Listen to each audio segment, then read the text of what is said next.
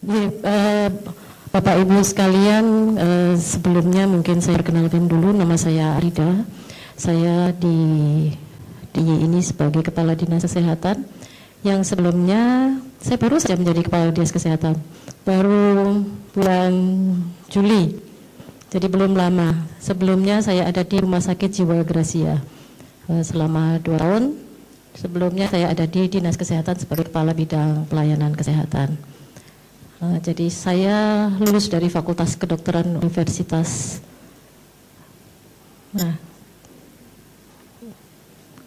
Jauh dan langka, tidak ada yang di sini mungkin. Universitas Udayana di Bali. Ya, tapi kalau punya dibilang alumninya Gajah Mada, ya S2-nya. Ya, UGM ini selalu pakai saya, kan alumni, ya alumni S2-nya. Ya, kemudian saya, suami saya juga sebagai dosen di Fakultas Kedokteran Gajah Mada. Anak saya 2, yang pertama sekarang sedang menempuh program S3 di Kyoto University. Yang kedua, insya Allah besok pelantikan dokter. Jadi sebetulnya saya sudah tua. Ya, hari ini saya diberi tugas untuk menyampaikan yang satunya, Mas, slide-nya. Ini Bu Ririn mungkin, yang satunya yang PTM. Iya, pengendalian PTM. Tentang pengendalian PTM. Saya yakin tadi sudah disampaikan oleh Bu Yayi, untuk melakukan satu olahraga itu perlu kedisiplinan. Sama seperti saya halnya hari ini. Saya itu sudah mulai mendisiplinkan diri bahwa saya setiap hari Jumat, oh ini cita-cita saya itu, setiap hari Jumat pulangnya jam berapa Bu Lini? Kita 2:30 ya, mau saya fitness. Ternyata kalau di kantor kita pulangnya jam 4:30, ya sudah nggak jadi fitness. Kemudian saya hari Sabtu harusnya pagi renang, ternyata diminta Bu Yayi memberi materi, jadi nggak bisa renang.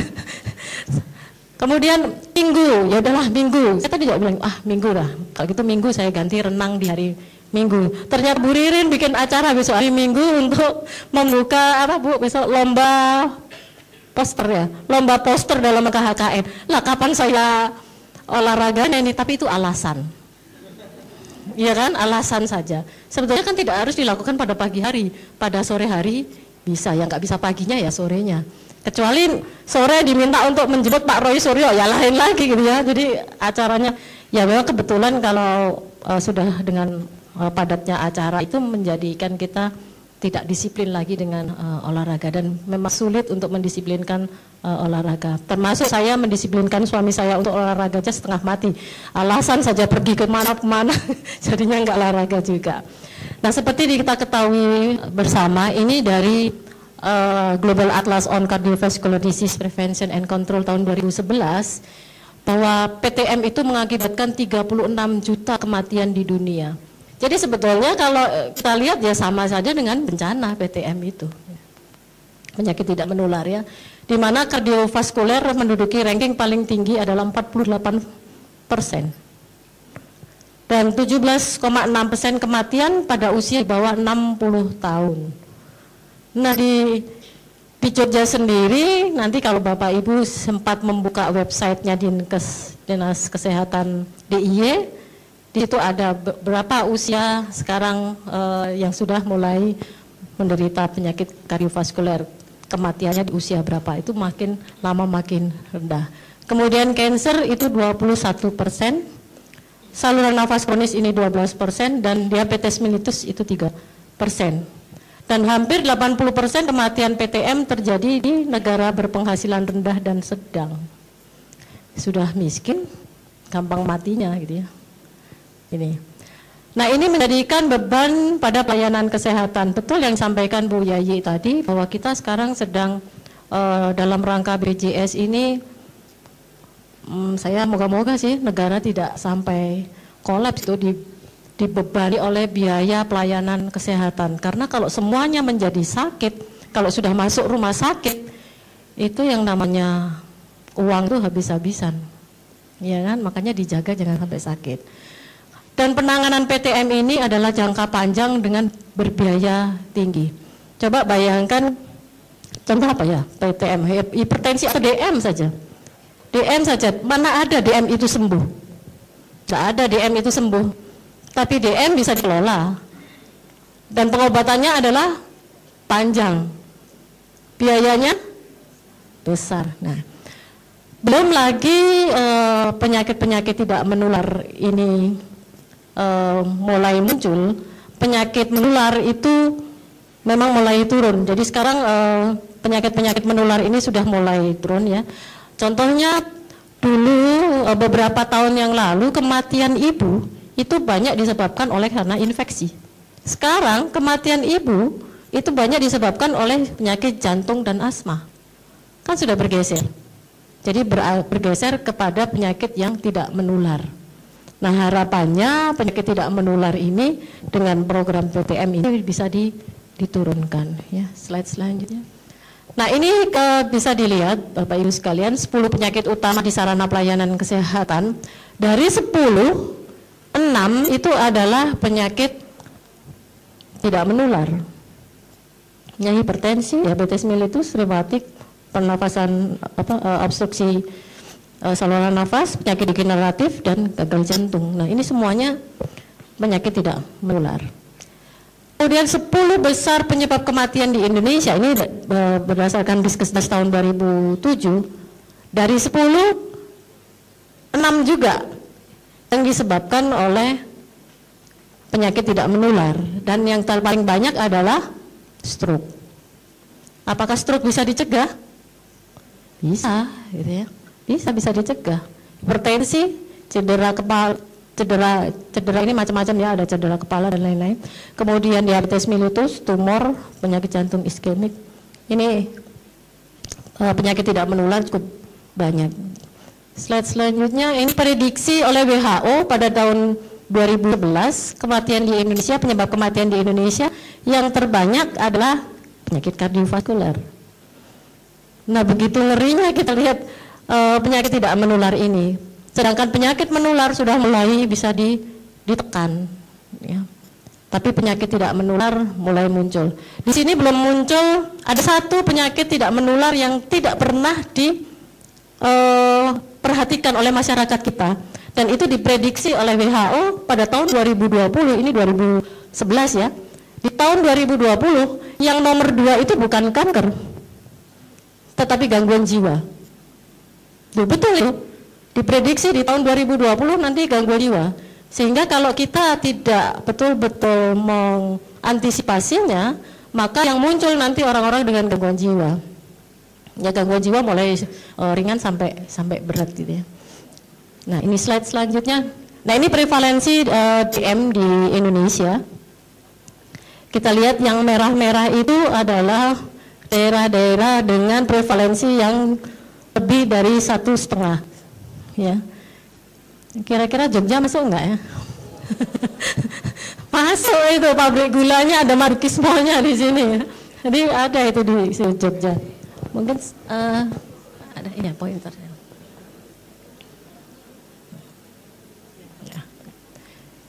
Ini ya, Jawa di sebelah sini ini. Nah, ini ahli-ahli epidemiologi mestinya berpikir kenapa ya kok DM itu banyak di daerah ini, sini. Ini Bali lompat jadi yang ini, kemudian sini. Nah, ini tugasnya Bu Yayi, nanti nggak tahu kenapa ini Bu Yayi. Kenapa? Kopi, rotinya Aceh. Sudah rotinya manis, santannya banyak, kopinya manis, terus apa lagi kalau di sana ya? Orangnya manis. Ya, nah kebetulan nanti kita lihat ini cancer, ya lebih dari 6, Indonesia 4,3, tapi daerah-daerah yang ini Jogja masuk, ini Jogja, Jawa Tengah, bagian barat Jawa Barat. Kemudian ini hipertensi.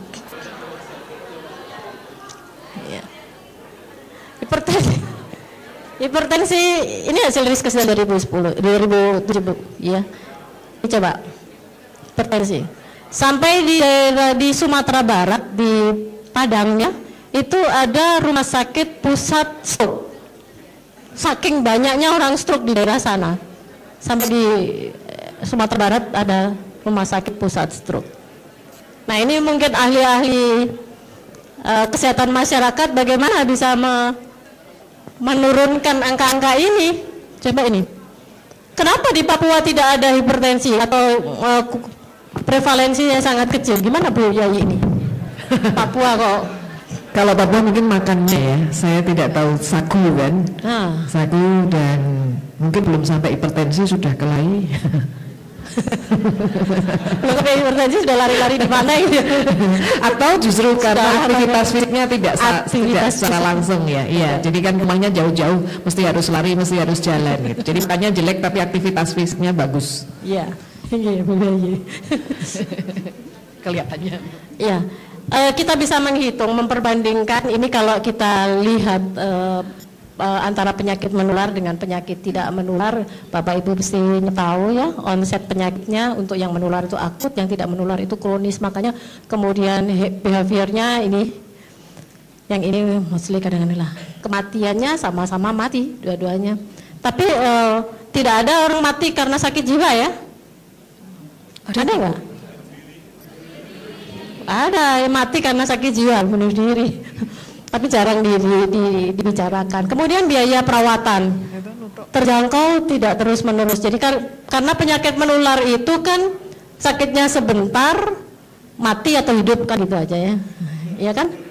Jadi ini ya tidak terus menerus. Tetapi yang penyakit tidak menular itu sudah biaya perawatannya mahal dan terus menerus, lama, nggak mati-mati gitu. Kalau langsung mati itu nggak menghabiskan biaya. Tapi ini kan nggak mati-mati nih. Iya, seperti orang cancer itu kan lama. Dan apa ya, kalau orang saya kebetulan kemarin di rumah sakit jiwa ini ada Pak Amin, kepala bidang perawatannya di rumah sakit Gracia. Kalau ada orang meninggal di sana itu, yang bersyukur itu keluarganya. Terima kasih Dok, keluarga saya sudah. Iya, karena dia merasa keluarga itu juga akan merasa apa ya, ini biayanya mahal dan iya. Belum lagi stigmanya. Nah, ini nanti ahli-ahli kesehatan masyarakat harus mampu menghilangkan stigma itu ya. Kemudian kualitas hidup ini menurun sesaat kalau untuk penyakit menular, tetapi penyakit tidak menular menurunnya secara degradatif, jadi pelan-pelan ya. Ya. Kemudian disability ini temporary. Kalau yang ini permanen. Coba orang stroke ya. Iya, kalau yang bisa kembali itu bisa baik, tapi kalau yang tidak dia selamanya ya. Kemudian pemeliharaannya ini saat serangan, kalau penyakit tidak menular itu seumur hidup ya. Dan saya sampai sekarang moga-moga di Jogja ada gitu ya, yang atau di Indonesia yang berkeinginan membuat apa istilahnya Bu Yayi itu, bukan rumah sakit ya, tapi tempat untuk lansia. Bukan yang lansia, tapi yang untuk penyakit-penyakit tidak menular ini. Rehat. Apa namanya itu? Rehat. Iya, rumah rehat gitu. Rumah rehat itu belum ada di sini. Belum ada. Ya, ada rumah singgah tapi untuk anak jalanan. Masih kan anak jalanan. Ini belum ada rumah rehat ya, rumah rileks atau rumah rehat. Ya. Dan ini kasihan ini pasien-pasien atau yang dengan penyakit kronis ini. Ya. Karena sebagian besar hampir dipastikan orang dengan penyakit kronis itu mengalami gangguan jiwa. TB yang kronis. Kemudian apa yang menang lagi, DM, hipertensi. Coba kalau diambil di apa namanya itu kuesionernya untuk gangguan jiwa, pasti dia mengalami gangguan jiwa ya. Kemudian ini kami juga pernah melakukan satu analisis biaya. Kalau kita lihat diagnosisnya ini untuk penyakit menular sekitar 40.000 sampai 175.000, tetapi penyakit tidak menular 60.000 sampai 250. Kemudian untuk pengobatannya, penyakit tidak menular jauh lebih tinggi. Perawatannya juga, hari rawatnya juga cukup lama, sehingga kalau di total biaya maka penyakit tidak menular akan menyebabkan biaya yang cukup besar. Nah, ini dari aspek kesehatan masyarakat. Kalau penyakit menular ini pada daerah endemis, tidak menular pada menyebar di seluruh wilayah.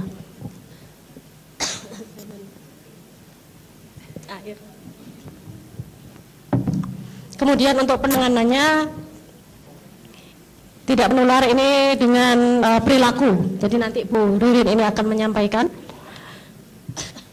Kemudian periodisasinya adalah masa penularan kalau ini sepanjang tahun. Nah, program pengendaliannya kalau penyakit menular ini dengan biaya promosi yang biasanya tidak terlalu tinggi juga ya. Kemudian penanganan agen, penanganan HUS, penanganan lingkungan dan survei yang longitudinal. Nah, kalau yang tidak menular ini maaf, udah terusin aja Mbak.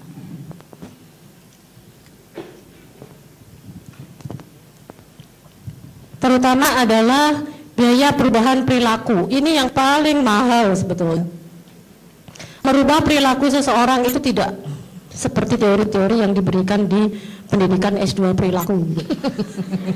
Saya selalu bilang seperti itu karena Bu Ririn ini mencoba memasukkan program yang diambil dari teori-teori sampai di lapangan beda juga gitu hasilnya. Dan ini yang paling susah adalah perubahan perilaku ini. Nah, aspek pengendalian dari PTM adalah pencegahan dan pelayanan. Di dalam pencegahan ini kita melakukan satu deteksi dini, mengenalikan faktor risikonya, ya. Jadi kita kan sudah tahu faktor risikonya, kemudian perubahan perilaku dan menurunkan prevalensinya. Jadi faktor perilaku di sini yang paling susah. Kemudian untuk pelayanan ada pelayanan pengendalian penyakit, meningkatkan kualitas hidup dan menurunkan morbiditas serta mortalitas. Ini aspek dari pengendaliannya. Untuk itu maka diperlukan adanya penanggulangan secara komprehensif melibatkan sektor kesehatan dan non kesehatan. Makanya betul ini Bu Yayi meminta Menpora untuk di sini berbicara bersama dengan kesehatan, karena kita tidak bisa bicara dari sektor kesehatan saja. Itu satu sisi Bu Yayi dari olahraga. Sisi lain adalah Menteri Pendidikan, Kementerian Pendidikan, Kementerian Agama, Kementerian Pemberdayaan, Kementerian Perekonomian. Harusnya semua itu secara komprehensif terlibat. Deteksi dini terintegrasi dengan pelayanan kesehatan. Jadi harusnya nanti saya sebenarnya ingin menyampaikan pada Pak Roy. Sekarang itu yang namanya sekolah SD. Sekolahannya tidak punya halaman. Kalau di desa, sekolahannya halamannya luas-luas. Di kota, sekolah-sekolah itu halamannya tidak ada.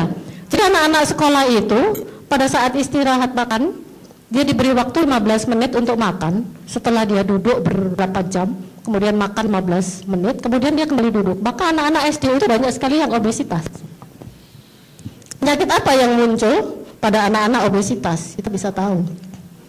Nah, itu mungkin tidak bisa hanya Kementerian Kesehatan bicara di situ, termasuk Kemendiknas. Mungkin Kemenpora yang perlu menyampaikan pada Kemendiknas persyaratan mendirikan SD ini. Kemudian perubahan perilaku dilakukan secara terpadu antara sektor kesehatan dan non kesehatan. Tadi pengelolaan kasus PTN dapat dilakukan di puskesmas dengan melibatkan gizi masyarakat dan pengendalian penyakit. Nah, ini peta peran ya yang sudah saya sampaikan tadi. Jadi ada mulai dari deteksi dini siapa saja yang berperan. Nah, ini upayanya. Nanti Bu Ririn akan menjelaskan lebih detail.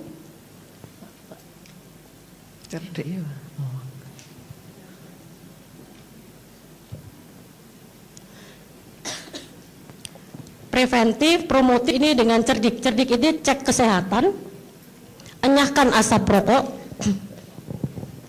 Bu Ririn, Bu Yayi ini sampai sekarang masih sulit sekali untuk mengenyahkan asap rokok ini. Kalau jauh-jauh di rumah aja susah ya Bu Yai ya. Ini kemudian rajin aktivitas olahraga dan seni, diet, istirahat, kendalikan stres. Nah kalau sudah masuk ke kuratif dan rehabilitatif ini sudah menjadi beban yang sangat besar dan mahal. Maka kalau bisa di sini sajalah. Ini urusannya Bu Ririn. Saya Bu Yai nanti yang kuliah berikutnya bagaimana dua ini disatukan nih. Ya. Karena orang menganggap kalau sudah beraktivitas olahraga, merokok itu tidak apa-apa di masyarakat itu. Nah mungkin kita perlu nanti bahas rokok dan aktivitas fisik. Ini masih di masyarakat masih selalu seperti itu.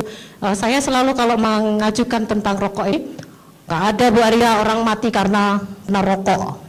Iya, nggak mati karena rokok nih, menyebabkan yang lain. Saya kira itu yang bisa saya sampaikan sebagai kesimpulan. Pengendalian faktor risiko sejak dini mampu menekan prevalensi PTM. Dan pengendalian faktor risiko berkaitan dengan perilaku. Perubahan perilaku memerlukan intervensi banyak sektor, jadi tidak bisa hanya satu sektor saja, kesehatan saja. Makanya nanti ahli-ahli kesehatan masyarakat inilah yang mampu untuk mengkolaborasikan atau bekerja sama dengan sektor lain. Salah satu upaya pengendalian PTM dengan melakukan aktivitas fisik, nanti Bu Ririn akan sampaikan, dan pengendalian PTM akan menurunkan biaya kesehatan. Ya, jadi itu yang mungkin bisa kita ambil dari bagaimana mengendalikan PTM yang ujung-ujungnya atau akhir-akhirnya adalah menurunkan biaya kesehatan. Saya kira itu Bu Yai, terima kasih. Assalamualaikum warahmatullahi wabarakatuh. Waalaikumsalam.